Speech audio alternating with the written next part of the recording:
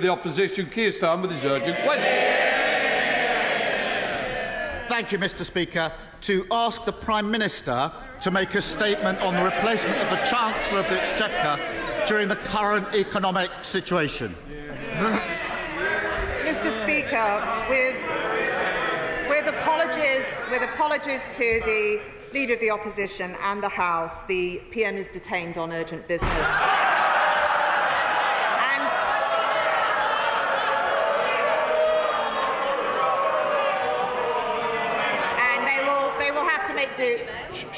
I must hear the answer of why the Prime Minister is not here.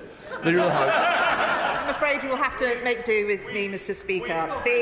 The Prime Minister has taken the decision to appoint my right honourable friend, the member for South West Surrey, one of the longest-serving and most experienced parliamentarians, as her Chancellor. Their overriding priority is to restore financial stability in the face of volatile global conditions. We will take whatever tough decisions are necessary and have made changes to the growth plan, which the Chancellor is waiting to update the House on as soon as this urgent question finishes.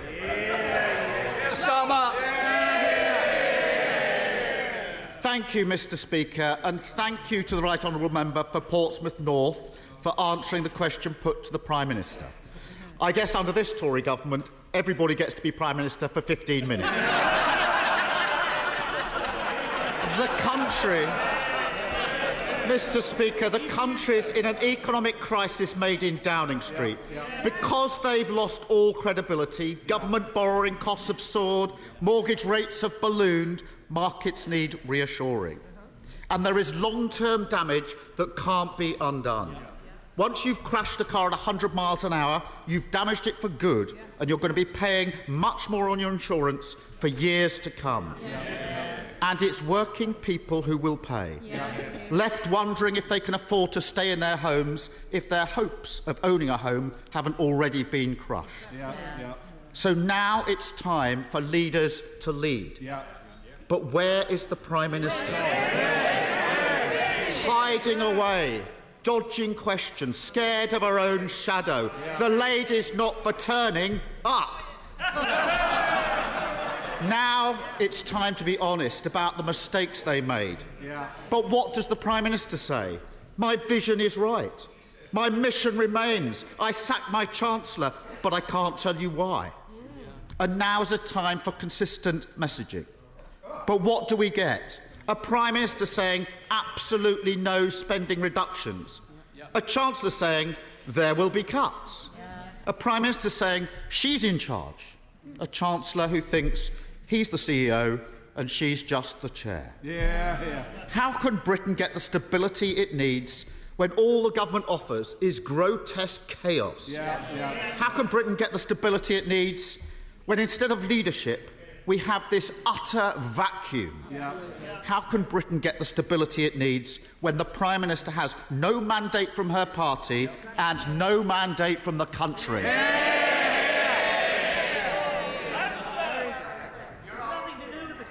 Thank you, Mr Speaker. Let me start by saying I'm quite quietly confident that the Leader of the Opposition will not have his 15 minutes of fame.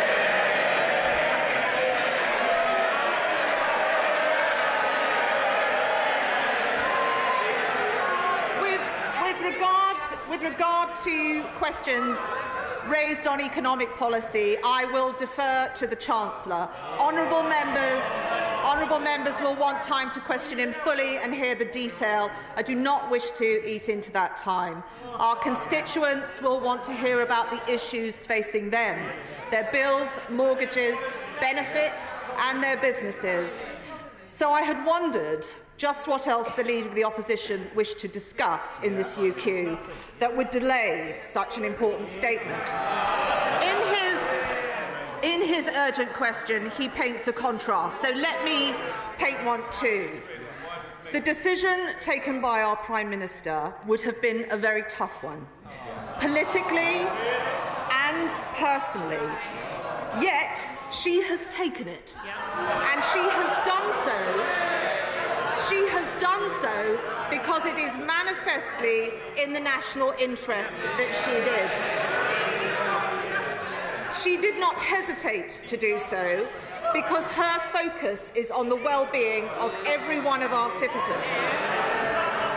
It was the right thing to do, and whether you agree with it or not, it took courage to do it. In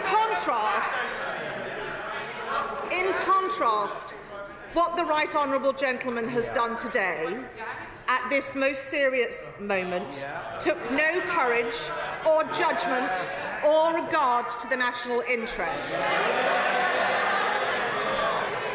3 years ago, Mr. Speaker, 3 years ago, when this Parliament was paralysed by Brexit, a general election would have been in the national interest, and he blocked it. Today, when the country needs some stability and urgent legislation to put through cost of living measures, and while we are in the middle of an economic war levelled at every school and hospital in this country, he now calls for one, and weeks of disruption and delay. We will take no lectures from the Honourable Gentleman on working in the national interest. I could point to his frustration. I could point to his frustration of us leaving the EU and campaigning for a second referendum. I could point to his support for the Right Honourable Member for Islington North and his positions on NATO, or his arguments against us leaving lockdown or our involvement with the EU Vaccines Agency, all against the national interest. And nor will we take any lectures on consistency of policy or messaging. The Right Honourable Gentleman has abandoned every single one of his pledges during the Labour leadership contest. Look, folks, I think the country also wants to hear what's being said. If I can't hear, they can't hear. So can we please listen to the Leader of the House? I'm sure it's coming to the end now. Leader of the House. I am, Mr. Speaker. Which is why, even on our... Order. Mr. Perkins, if you want to go and get a cup of tea, I'm more than happy to pay for it. Which is why, Mr. Speaker, even on our toughest and most disappointing days, I will always be proud to sit on this side of the House. We will put the national interest first. Now let's get on and hear from the Chancellor. Well, I think, first of all, I want to hear from the Leader of the House, more importantly, Sir Peter Bottomley. I'm not sure more important. Can I say to my honourable friend that the Leader of the Opposition has reversed most of the things he said he'd do if he became leader. If we have a short memory, it's only 9 months ago when some of his senior colleagues were circling saying whether there could be a better Leader of the Opposition than him. And can I put it to the Leader of the House that when circumstances change, it's right for policy to change, and if what's announced today leads to a lower rate of inflation, a lower cost of borrowing, and a greater chance this country can get back to prosperity, it's worth doing. Well, I agree with the Father of the House in what he says. The Right Honourable Gentleman opposite has reversed his position on economic justice, social justice, climate change, promoting peace and human rights, common ownership, defending migrants' rights, strengthening the rights of workers and trade unions, radical devolution of power, wealth and opportunity, equality and effective opposition to the Tories. We now come to SNP spokesperson Kirstin Oswald. Thank you, Mr. Speaker. Today, Scotland's First Minister set out an optimistic, ambitious and credible economic plan for Scotland's future. A leader who spent over an hour setting out and answering questions on the positive case for our country's independence. It's a very stark contrast to a Prime Minister hiding in Downing Street. A Prime Minister terrified to answer for the mess she has made, the mess which will cause so much harm to all of our constituents. So, Mr. Speaker, I'm going to keep this short and to the point. Can the Leader of the House tell us exactly where on earth is the Prime Minister? And if she doesn't even have the backbone to show up here today, is there really any point in her showing up here again? Surely time's up. She needs to go and let the people decide. Well, I'm glad to hear the First Minister of Scotland made a statement. I'm hoping that shortly the House will be able to hear from the Chancellor of the Exchequer to set out the government's position. I'd be interested to know if the First Minister's statement included the tax dividend to every Scottish household of being a member of the United Kingdom. Maria Miller. Mr. Speaker, in the last 4 weeks, the facts are that the global economic conditions that we face have worsened. Now, the opposition may not want to acknowledge that, but that is the truth. Inflation rates have increased around the world, and in the United States are now the highest they've been since 1982. Does my right honourable friend agree that we should always be prepared to make the policy changes we need in the best interests of the people that we represent? I do agree with my right honourable friend, and that is why the Prime Minister has taken this decision.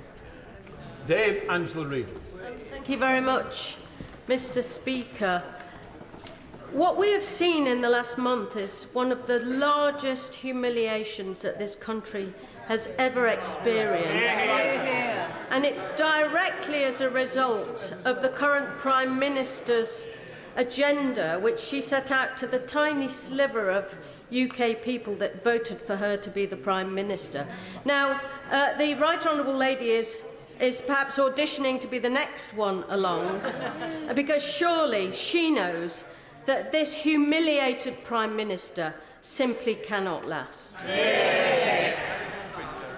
Look, this, as I said in my opening remarks, this will have been a very difficult decision for the Prime Minister, and she has taken it because it is in the national interest, and she should have all of our support in doing so. Peter Bell. Thank you, Mr. Speaker.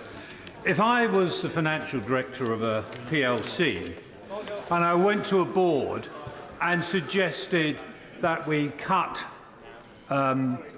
our revenues greatly and we wouldn't put up a tax increase next year, the director of the board would look at me and say, well, that's good. So, Peter, what are the spending implications and how is it going to be funded? And unfortunately for the previous Chancellor, he didn't provide those answers. We had a statement lasting 2.5 hours instead of a budget which should have been debated for 23 or 24 hours. So would the Leader of the House admit that that's the reason the Chancellor had to do? He produced a part budget, not the whole thing. Well, I thank my honourable friend for his remarks, and I hope that we will soon be able to hear from the Chancellor on these important matters, concerns for members of this House and also their constituents. Ed Davey. Speaker, the previous Prime Minister shattered the public's trust in the government. The current Prime Minister has trashed the British economy. Meanwhile, Conservative MPs have sat there and let it happen. So for the damage and pain they have caused across our country, will the Leader of the House, on behalf of our whole party, address the people and businesses of our great country and apologise? I thank the right honourable gentleman for his question. We have made this change for a reason, and I understand that people want certainty and reassurance about their bills, their businesses and their benefits. And I am sorry that the events leading to the changes today have added to the concerns about the major volatility that was already there existing in the economy. That's why we are putting it right today, and what my right honourable friend, the Chancellor, will be speaking about in his announcement shortly. Richard Graham. Speaker, the country is waiting to hear from the Chancellor on issues of fiscal responsibility, market stability and sustainable growth. Does my right honourable friend agree with me that what this entirely unnecessary debate shows is that the opposition are putting politics before the interests of our constituents? I agree with my honourable friend completely. Hilary Benn. Very much, Mr. Speaker. The Leader of the House said yesterday that what the country needs is stability and not a soap opera. I agree with her. So can she explain to the House why the Prime Minister is still in office when it's clear to almost everyone, including many of her colleagues behind her today, that she is no longer in power? I think it is incredibly important today that the Chancellor be allowed to set out the policy changes that is made, to provide answers to this House and the country, and we can restore some certainty to the growth programme. That is what will help stability, and I would ask all honourable members to consider in their questioning to me how those questions will help that scenario. Stephen Crabb. Thank you, Mr. Speaker. Pragmatism, dealing with the world as it is, those are traditional strengths of Conservatives in government. And the fiscal changes being announced by the new Chancellor today are entirely correct. Does my right honourable friend agree with me, though, that the very last thing that's needed right now, the last thing that mortgage holders need, people struggling to get on the housing ladder, people worried about paying their fuel bills, the very last thing they need right now is further political instability upsetting markets? My right honourable friend is right, and we also need to put through legislation to enact some of the measures that will help with the cost of living issues people are facing. We need time on the floor of this House to do that, and we also need to give the public some certainty about the future. Alison McGovern. Thank you, Mr. Speaker. Turbulence in the markets, though, and the reason that the Chancellor was replaced is not just about tax, it's about trust. And trust in the British government comes from the knowledge that it enjoys the consent of the British people. How does she think that's going? In the House. I think that the Chancellor should be able to come to the floor of the House and outline his policies. This is a serious moment. We want to ensure that the markets are reassured, and I would suggest that any questions she has on economic policy are directed to the Chancellor. Alberta Costa. Thank you, Mr. Speaker. In giving the answer that she did to the Leader of the Opposition, my right honourable friend has abundantly demonstrated to this House what an enormous asset she is to the governing party.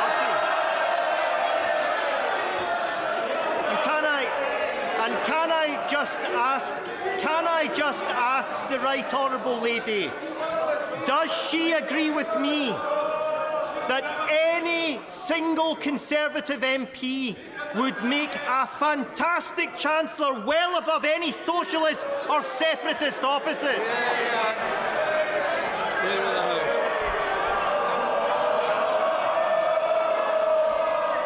I think in terms of the opposition's performance, I think Larry the Cat would give them a run for their money.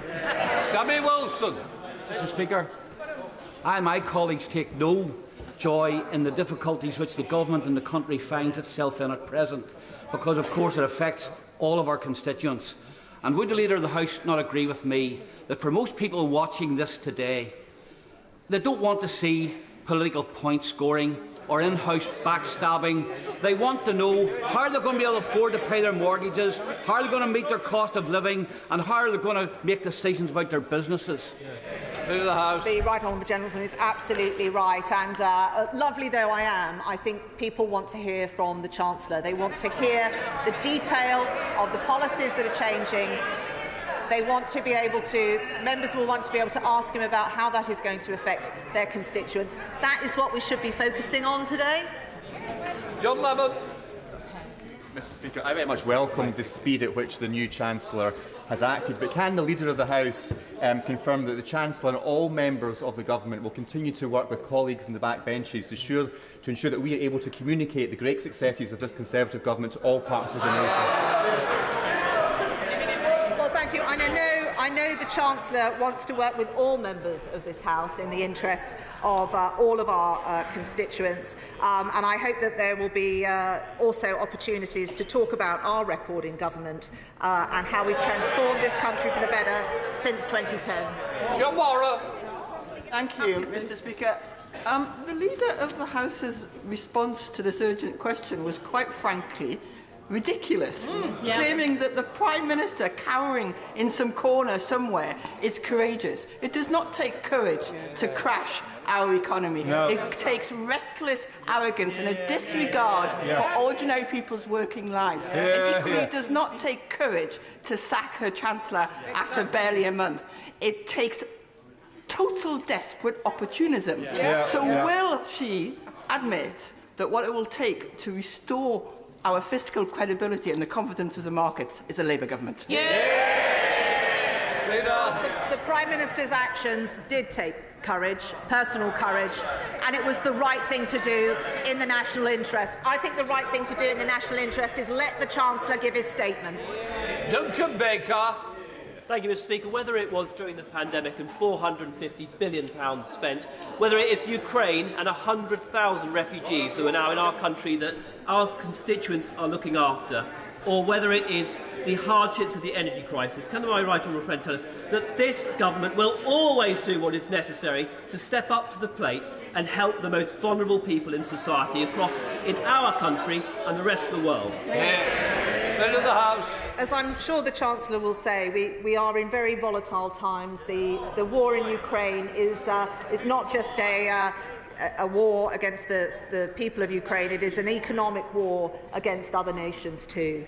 And we will always do the right thing in those circumstances. Then Sybil Roberts. The new Chancellor's veneer of fiscal responsibility fails to disguise that imposing more painful austerity is a political choice made to save the absentee Prime Minister from the consequences of her ideological experiment. With Welsh Government already facing a shortfall of over £4 billion over 3 years and public services close to buckling, further austerity will entrench the vast wealth inequalities that characterise this disunited kingdom. Will she admit that now even the pretence of levelling up is dead? Well, I would ask the Honourable Lady to remember that we have given the largest budget ever to the devolved administrations.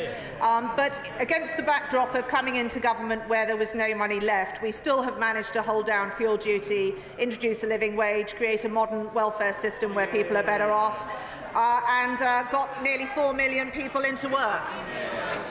Robbie Moore.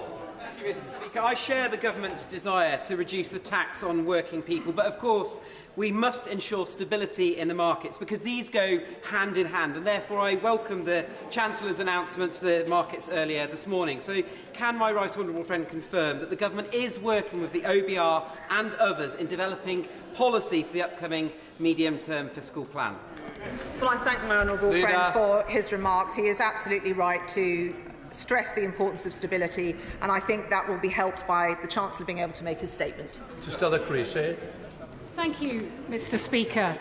The Leader of the House suggests that we should be grateful that the Prime Minister has made a difficult decision, and I presume she means grateful that she stuck to it, given the number of U-turns that we've seen over the last couple of days. But that's the job, making difficult decisions. There are difficult decisions to be made about what is happening in Ukraine, about the fact that President Putin has nuclear weapons, about the chaos caused by Brexit, gang crime, the climate crisis, Ebola in Africa.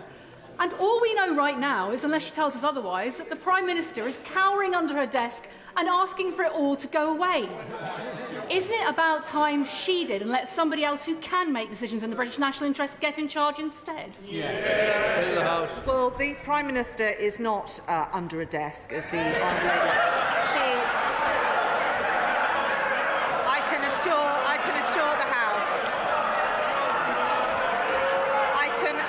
the House.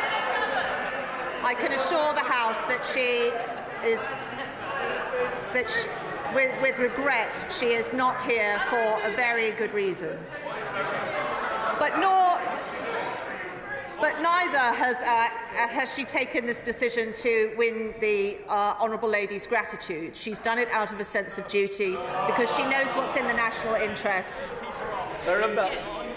Thank you, Mr. Speaker. As my right honourable friend said, it will have been a difficult decision for the Prime Minister, both politically and also personally, because of her loyalty to my right honourable friend from Spelthorne. but it's vital that we provide economic stability for families and businesses in constituencies like mine and across the country. And we've already seen that this morning from the Chancellor. So does she agree with me that it's high time that this House heard from the Chancellor about how we are going to provide that stability? Yes. Andrew Gwynn. Thank you. We know that the Prime Minister is now not in power. We know that there has been a coup because the Prime Minister should be here to defend her decisions today. Yep. We want to know from the Prime Minister why her economic plan has been trashed just weeks after it was announced. We want to know from her whether she is sorry for the misery she has caused to millions of people across this country. We want to know, on behalf of those who now have new mortgages at higher interest rates for the foreseeable future, whether she's sorry for her actions. The Prime Minister, she says, isn't cowering away. So if she isn't cowering away, will she be here to sit by the Chancellor and to show her confidence in the new plans to the country? I know it is not usually in the nature of the honourable gentleman to overly dramatise a situation. But I don't think there has been a coup. What I do agree with what he said is these are serious matters for our constituents, and I hope that all honourable members will be able to question the Chancellor and get answers they need for their constituents. Jerome Mayor. Mr. Speaker, fiscal credibility is always the backbone of any growth policy, so I welcome the actions of the Chancellor of the Exchequer. But just as important are pro-growth reforms to back entrepreneurs and businesses. So can the Leader of the House confirm to me that the Government will continue to review EU-inspired regulations to make them bespoke for the UK economy, deliver pro-growth investment zones right across the country and boost our energy supply? I can give my honourable friend that assurance. This is really important to our communities. We will continue with our programme of on EU law and EU retained law, also on our enabling regulation the Department for Trade is looking at, and also on investment zones, which there has been an enormous number of expressions of interest. Bill Esterson. In her initial answer to the urgent question, the Leader of the House blamed international circumstances. But if that's true, why is it that people in this country face paying more in their increases in mortgage payments than elsewhere in the world? And if it's true, why did the former Deputy Governor of the Bank of England say yesterday that the crash in the markets is the result of unique circumstances in the UK? Wouldn't it be better for her and for the Prime Minister to admit that they got it wrong and that they are responsible as a first and necessary step in rebuilding confidence in the markets? Well, I would point the honourable gentleman to mortgage rates elsewhere in the world, but also suggests he raises this with the Chancellor, who is waiting to give a statement. Dr. Kieran Mill. Thank you, Mr. Speaker. I welcome the change of approach, and I think it was the right decision to take in the circumstances. At times like this, our constituents still do want to be reassured. They're worried about their bills. Can you confirm for our constituents and the whole House that our plan to help people with their bills this winter remains in place? I can give him that assurance. The Chancellor's statement today is incredibly important, and people will want to hear about the package that we're bringing forward to help on energy prices, but also other measures as well to help with cost of living. Thank you very much, Mr. Speaker. We've just seen the back of one Tory Prime Minister for trampling over standards in public life, only for them to be replaced by another who in just 40 days has herself failed to meet at least 3 of the Nolan principles. I'd love to ask the Prime Minister herself about it, but given that she's not here, I ask the Leader of the House, is it leadership to sack your Chancellor for doing exactly what he was asked to do? Is it objectivity to refuse to allow the OBR experts to assess the so-called mini-budget? And does she agree that the first test of accountability is to actually show up? Leader of the House. I would suggest to her that it is leadership to take tough decisions in the national interest, even though they may be personally and politically difficult to take. Anna Fair. Mr. Speaker, the party opposite stood on a manifesto that would have inflicted the highest ever tax burden on my constituents. So does my right honourable friend that Labour can never be trusted to support the hard-working people of the UK or South End West? The honourable lady is not wrong. Rebecca Long-Bailey.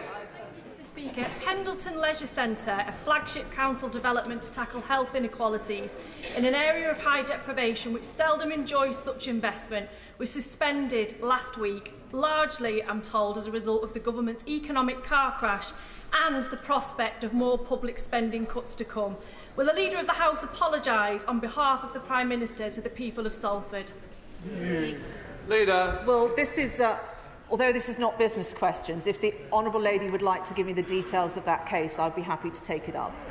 Simon Baines. Thank you, Mr. Speaker. Can my right honourable friend assure the House and my constituents in Clwyd South that this government will always pay its way and make whatever tough decisions are necessary to ensure that we go for growth in a responsible and conservative way? I can give him that assurance, and the Chancellor will be along shortly to give him some more details. Stephen Flynn. Mr. Speaker, can I ask the Leader of the House, who does she consider does a U-turn better, the Prime Minister or the Leader of the Scottish Tories?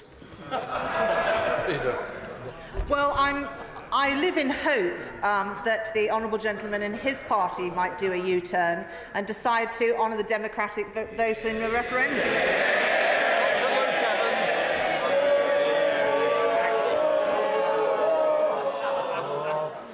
Thank you, Mr. Speaker. Since being elected, I've spent 3 years working on the Health Select Committee with the now Chancellor. He's got an eye for detail and compassion as well. Isn't he exactly the right person to come forward and stabilise and demonstrate to the markets how difficult it can be in turbulent times? But he is the man to bring us forward. Well, I thank my honourable friend for those remarks about the new Chancellor. I think that is precisely why the Prime Minister has chosen him.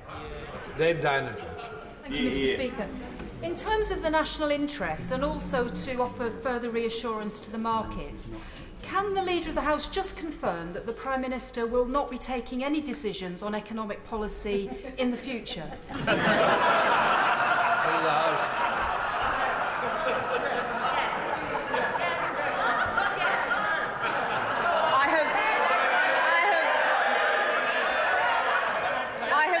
Affection for the honourable lady, and I'm sure the whole House appreciates her question. But the Prime Minister and her Chancellor and her Cabinet will be taking these decisions in the future, and the decision that she has taken over the weekend, although personally difficult for her, is the right one for the nation. Sarah Owen. Thank you, Mr. Speaker. The Leader of the House has mentioned a couple of times now that the Prime Minister has taken difficult decisions.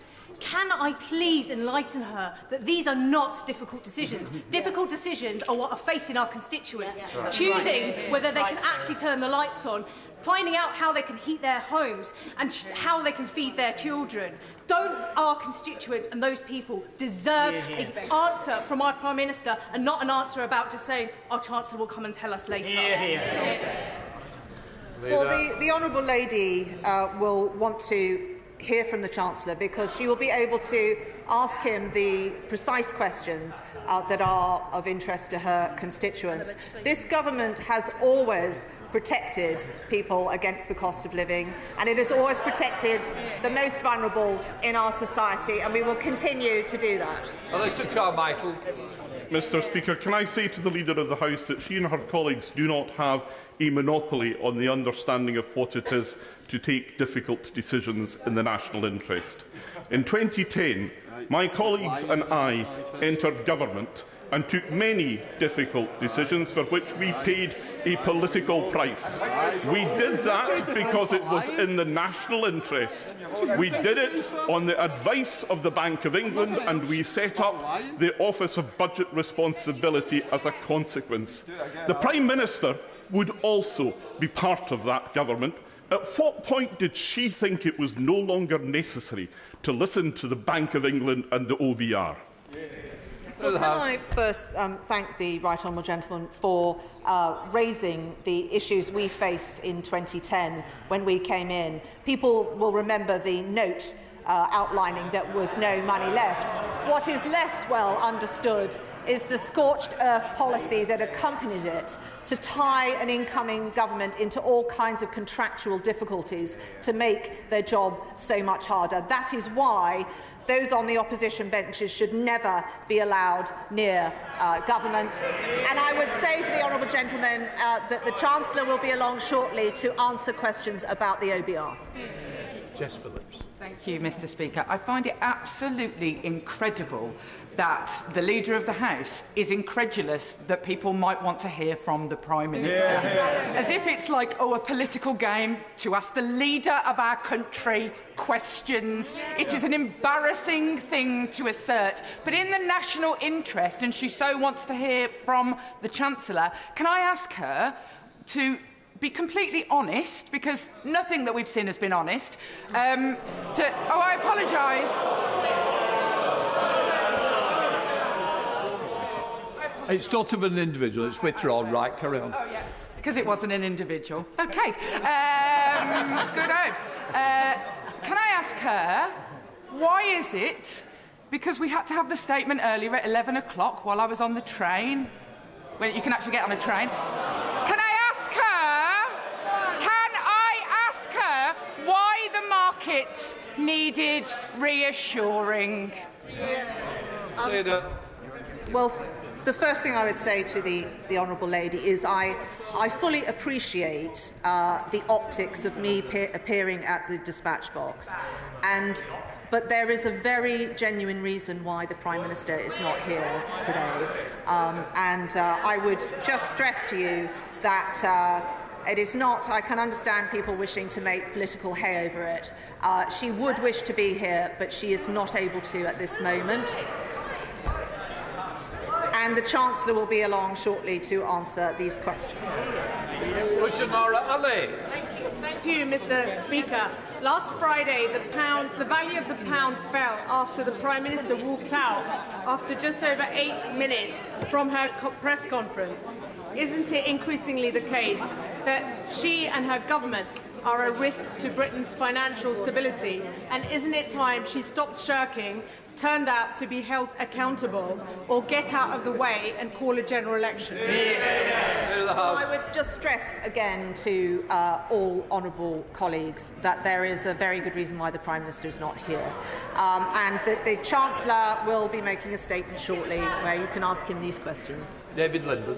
Thank you very much, Mr. Speaker. On the subject of the replacement of the Chancellor, given that he lasted 38 days in office and crashed the economy, can the Leader of the House confirm that the right honourable member for Spelthorne, the former Chancellor, will be rejecting his ministerial severance payment?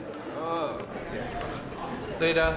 I would not be involved in that decision at all, but the honourable member will know who he can write to find that out. Ben Bradshaw. She has claimed repeatedly that the Prime Minister has been courageous. But if the Prime Minister were really courageous, she would be here today, wouldn't she? If the Prime Minister cannot or won't come and explain to the British people the reasons for her humiliating U-turns and to apologise to them, as she just did from the dispatch box, for the damage the tourism she had done to this country and living standards and businesses, what is the point of her? Leader of the House. Well, I would refer the honourable gentleman to the answer I gave a little while ago about the Prime Minister, and again to the answer I gave a moment ago about the fact that I certainly regret the uncertainty that has added to already worries about the very volatile global economic situation, and that is why I'm keen and happy that we have a statement from the Chancellor today. Thank you very much, Mr. Speaker.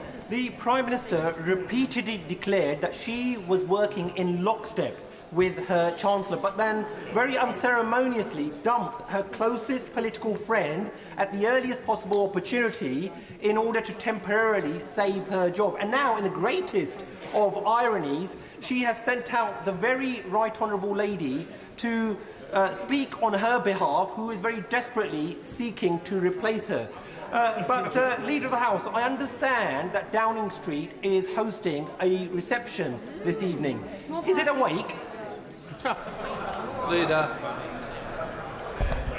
I would say to the honourable gentleman that the motivations for the Prime Minister taking the decisions that she have been about the national interest.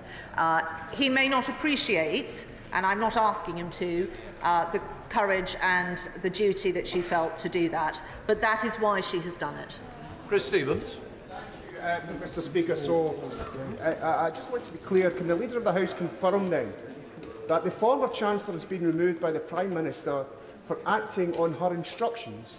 And can she also confirm that the Prime Minister overruled the former Chancellor in the content of the financial statement before it was made? Because if both things are true, the Prime Minister needs to resign, doesn't she? Prime Minister. These are not matters for me. He may wish to raise matters with the Chancellor. I think what our constituents want to hear from us today is about the issues that are affecting them, and that is what the Chancellor will be speaking about whenever he gets to this chamber. Wayne David. Can I ask the Leader of the House, on behalf of the Prime Minister, will she simply say to the people of this country, we are sorry? I have done so twice before in this UQ, and I will do so again. I know that this is an incredibly uncertain time for families and businesses across the country. The events that led up to the statement that is being made today are unfortunate, and I am pleased that the Prime Minister has taken decisive action to stabilise markets. And I'm sure that he will want to question the Chancellor on those detailed matters. I have done, and I'm happy to do so again. Clive Ethel. Thank you, Mr. Speaker. We're told that the Prime Minister is going to be coming in here in a moment to join the Chancellor when he makes his statement. Presumably propped up El Cid like Jolton Heston. But this should have been an opportunity for the Prime Minister to show leadership and to apologise to the nation before the dispatch box in the chamber of the House of Commons. Yet she's failed to do so. We've all heard the stories about our constituents up and down the country who have had mortgages withdrawn at the last minute, whose lives have been put on hold because of the reckless mini-budget that she agreed with her Chancellor. So doesn't the Leader of the House agree that it is reckless of the Prime Minister to not show that leadership today and be here in this chamber to be accountable for what she has done? Leader. I think the Prime Minister has shown leadership in taking the tough decision that she has, and not for the first time. If our Prime Minister, when she was Foreign Secretary, had not shown leadership, we would not, alongside European nations, be giving the support to Ukraine that we rightly should be proud of. Kevin Newland. Thank you very much, Mr. Speaker. The fact is that the Prime Minister was as courageous as the Leader of Cert should be here answering questions this afternoon. The fact that the Prime Minister is unwilling to come to the House shows the complete lack of authority she now has. Week before the country, week before Parliament and week before the markets. Refusing to face parliamentary accountability for actions is not cowardice, it's a dereliction of duty. Does the Leader of the House not agree with me? It's well past time for this lame duck Prime Minister to go. Leader. The Prime Minister has come to this House many times, and in the previous role she's held, she's come to this House many times, often to talk about very difficult issues. There is a genuine reason, honourable members, why she is not here, and I hope that she will be able to join the House later this afternoon. Dame Margaret Hodge. Thank you, Mr. Speaker. I wasn't going to rise to ask a question, but I've been concerned at some of the answers that the Leader of the House has given. If we are to stabilise the markets and restore some confidence in the economy, we have to have trust in the strong leadership of our country, and that is the role of the Prime Minister. She has said a number of times that there are good reasons why the Prime Minister is not here this afternoon. In the interests of total transparency and in the interests of proper accountability and to restore confidence in markets, will she give us those reasons? Leader. The Right Honourable Lady will have to be content with my assurances. I can't disclose the reasons. I have asked if I can, I'm being very genuine with the House on this matter. I hope that she'll be able to join us a bit later on this afternoon. But both the Prime Minister and her Chancellor and her Cabinet are determined to take the tough decisions to ensure that we have stability and confidence going forward. And I hope that the Chancellor's statement will reassure the Right Honourable Lady. Chris Brown. Thank you, Mr. Speaker. To be honest, I just thought it was utterly shabby to sack the Chancellor of the Exchequer for doing precisely what he'd been told to do by the boss. It's like when you sack the staff for messing up yourself. It's not on, it's bad form, it's not honourable, it's despicable. But what really worries me is that you can't really govern if you don't have a mandate. You can't govern if you can't get your budget through this House, because by definition that shows that the House does not have confidence in you. Every honourable government previous to this, at that moment when it's evident that they couldn't get their budget through, has resigned and allowed a general election. Isn't that what should happen now? Well, what I would say to the honourable gentleman is that I think it is an honourable thing to act in the national interest, even if it is incredibly difficult personally and politically for someone to do that. And that all members on this side of the House were elected in 2019 as a team on a manifesto that we are determined to deliver. Thank you, Mr. Speaker. The Honourable Lady has said many times that the Prime Minister couldn't come here for a specific reason at this time. So could I ask the Leader of the House, is there a reason why the Prime Minister decided she didn't want to make a statement to the House? Because she could have chosen any time to do that, even at 10 p.m. Does the Leader of the House not think that we as elected MPs and the public in this country deserve to hear from the Prime Minister?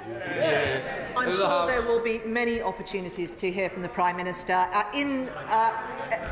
some in the next 24 hours, but given the nature of the statement today, it is appropriate that the Chancellor delivers it. Brendan O'Hara. Whether she's under her desk or behind a couch, people rightly view the Prime Minister's sacking of the Chancellor as a particularly unedifying act of self-preservation, given that he was thrown under the bus for saying exactly what she asked him to say. It would be like the ventriloquist Ray Allen sacking Lord Charles for saying the wrong thing. So will the Leader of the House join me now in asking the ventriloquist dummies on her own benches who demanded that the Scottish Government follow this insane economy-wrecking policy to apologise to the people of Scotland? Leader of the House. Well, the first thing I would say is to thank him for the fact that the public might be concerned for the former Chancellor.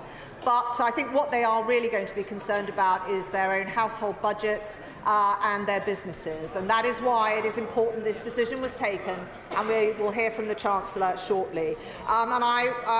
With regard to his other point, I would just point out that there are many people, including many people in Scotland, who would like the First Minister to apologise for some of her decisions.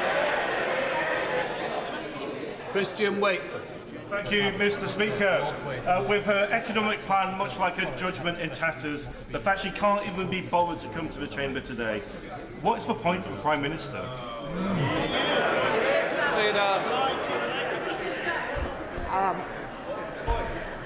I thank the honourable gentleman for that insightful question. I repeat, the Prime Minister would normally be here, but there is a good reason why she isn't. Nick Smith. Thank you, Mr. Speaker. Is it true that the member for Spelthorne first found out that he was sacked on Twitter, rather than being told to his face? Leader of the House. Honourable and right honourable members of this House are obviously want to ask all kinds of questions. But I think what the public are worried about is the cost of living issues, the stability of the markets, the energy package that we will be putting through later today to help them with the cost of living. And I would just urge all colleagues to remember the context in which we are meeting this afternoon. Stephanie Peacock. Thank you, Mr. Speaker. Is the Prime Minister on the way to the Palace?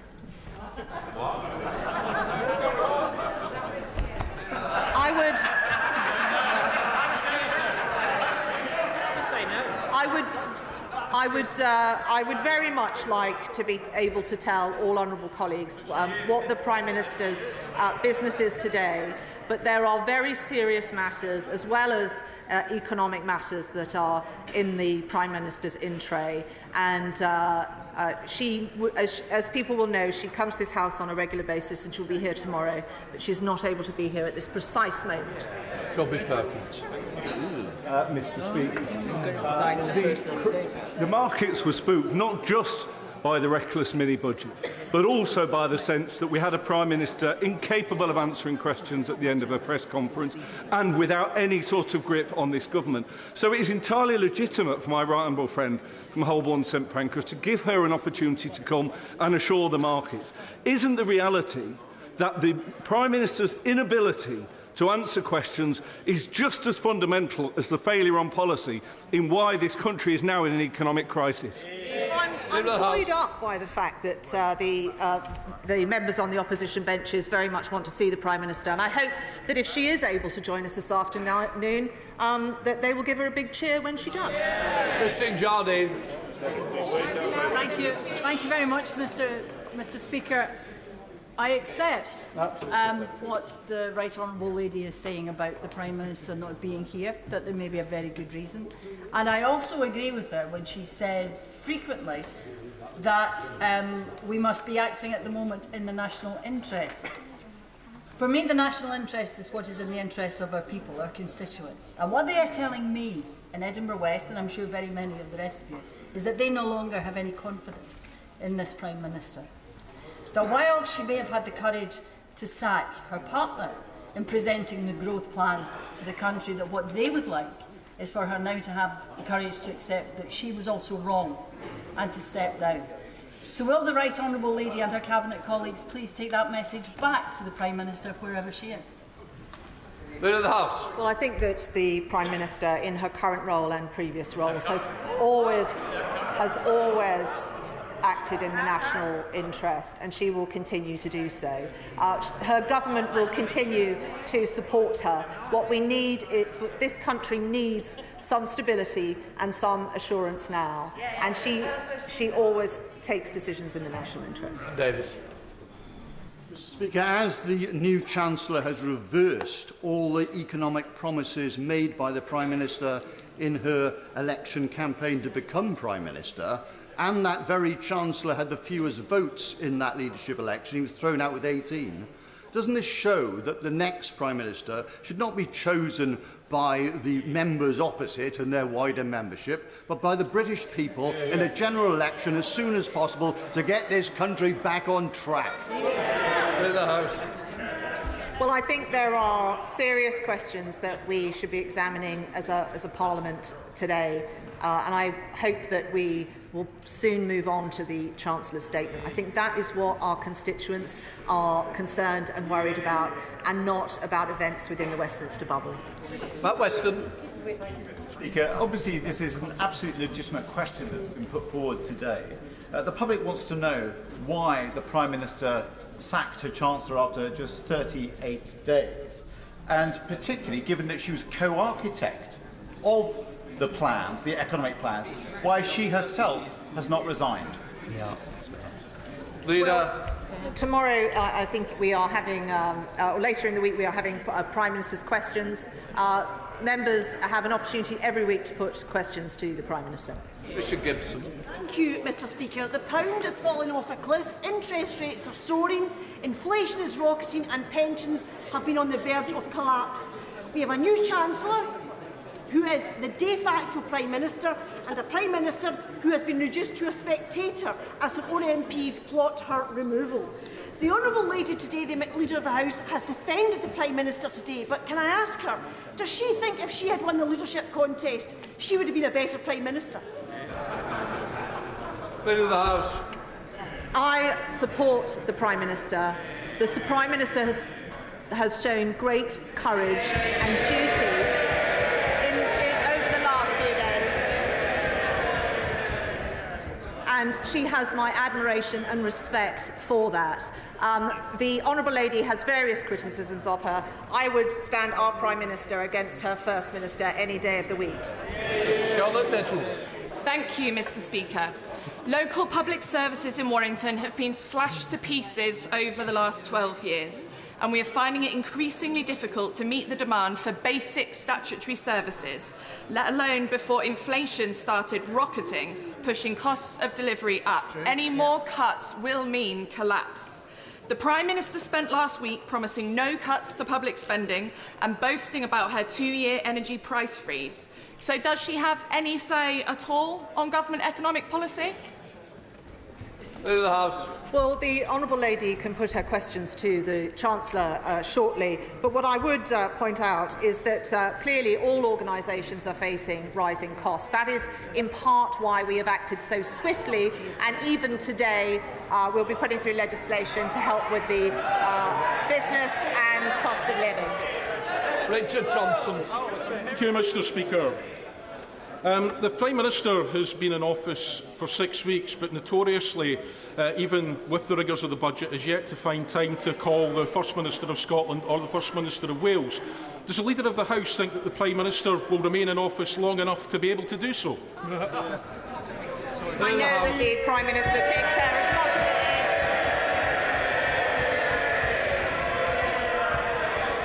I know that the Prime Minister takes her responsibilities to working constructively with the other administrations, and she will always do that. Justin Matters. Thank you, Mr. Speaker. I'm sure the markets will be reassured to see the Prime Minister is not hiding under a desk, but is here in the House today. She's still got till 10 o'clock tonight to answer questions that have been asked if she wants to reassure the markets and create some stability. But I've got another question for the Leader of the House. I've been drawing in Prime Minister's questions on Wednesday. Can she guarantee that the current Prime Minister will be answering them? Leader of the House. Yes. Christian Matheson. Thank you, Mr. Speaker. Throwing your Chancellor under the bus in order to save your skin is not a tough decision. Tough decisions are when you make them and then come along, show true leadership and ask people to come with you by inspiring them. This Prime Minister has done none of that. So why should we follow her when she has shown no leadership whatsoever but has hidden away? Leader of the House. I think that if you spoke to any member of the Ukrainian Parliament, they would tell you that our Prime Minister has shown leadership. Dave Dugan. Thank you, Mr. Speaker. Urgent business, we are told by the Leader, prevented the Prime Minister from coming to the House.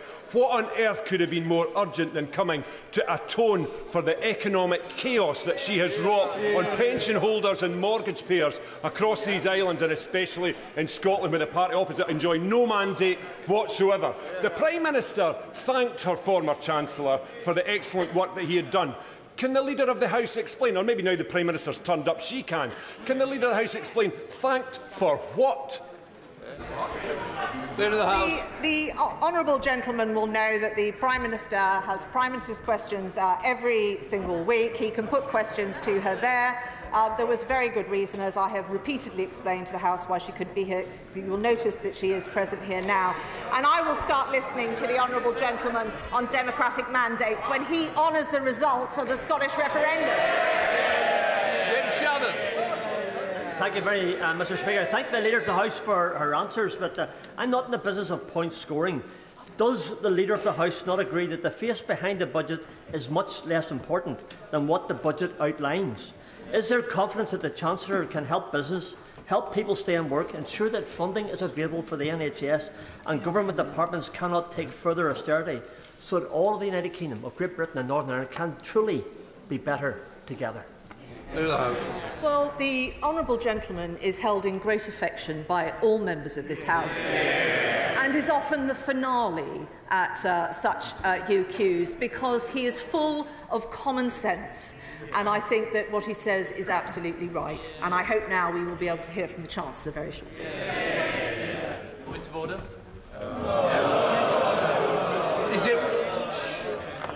Is it relevant to the questions?